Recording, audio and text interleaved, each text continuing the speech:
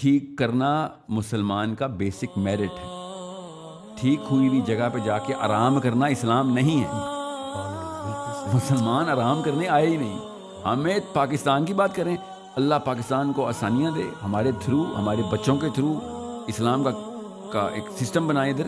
اس کے بعد کیا کریں گے ہم, میں آپ کو بتاتا ہوں. یہ جو کہہ رہے ہیں نا پاکستان سے, اس کے بعد میں بچوں سے کہوں گا کہ جا برازیل جا, وہاں مسئلہ ہے وہاں پہ ٹھیک کر.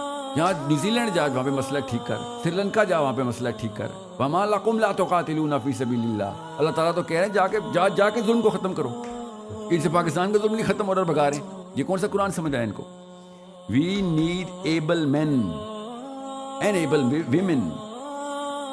جب آگ لگتی ہے تو مسلمان آتا ہے آگ بجھانے.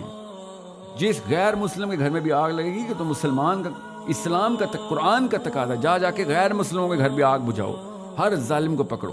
میرا تو بیسک فلسفہ یہ ہے کہ پاکستان انڈیا کی جنگ ہو, یہ ویژن ہے پاکستان کا.